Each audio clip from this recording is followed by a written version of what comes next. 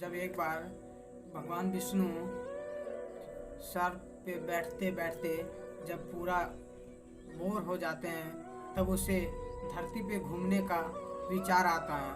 तो फिर वो सोचते हैं कि क्यों ना धरती पर घूम के आए। तो वो ज़ोरों से तैयारी करने लगते हैं धरती पर आने का।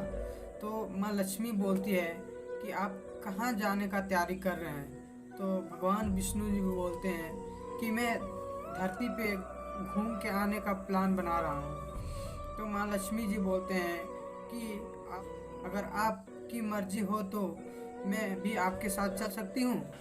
तो भगवान विष्णु जी ने बोला कि हाँ चल सकती हो, पर मेरा एक शर्त है, क्या तुम्हें मंजूर है?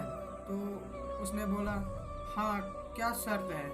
तो उसने बोला कि जब तुम धरती पर जाओगी मेरे साथ तो तुम्हें उत्तर दिशा की ओर नहीं देखना पड़ेगा।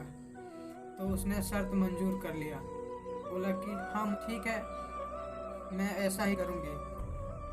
तो जब दोनों आए, सवेरे टाइम था, सुबह सुबह अभी हुई थी, अंधेरा अंधेरा थोड़ा सा था और बारिश हुई थी। तो ज़मीन पे बहुत हरियाली था। तो दोनों आए धरती पे। माँ लक्ष्मी जी धरती को देखने के लिए हरियाली देखते देखते चारों ओर से घूम के देखने लगी।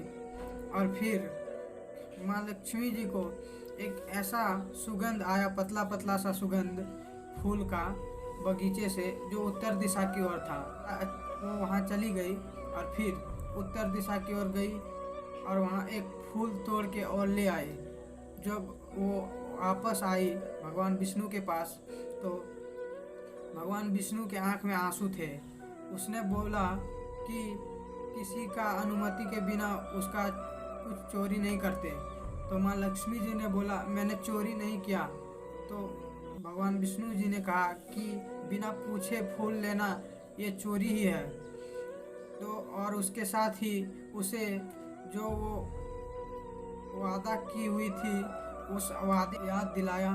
और फिर उसे माँ लक्ष्मी जी को जब याद आया वहाँ, तो फिर वो बोलने लगी कि मुझे माफ़ कर दीजिए, मुझसे बहुत बड़ा गलती हो गया, अब से ऐसा कभी नहीं होगा।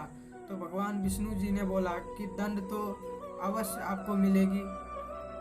तो उसको बोला कि जाओ, जिसका फूल तुम चोरी की हो उसके घर पर 3 साल तक काम करो। तो फिर माँ लक्ष्मी जी वहाँ से वापस आई और ये फिर वेश धारण करके गई। ये क्या सीख मिला आप कमेंट में ज़रूर बताना। Thank you.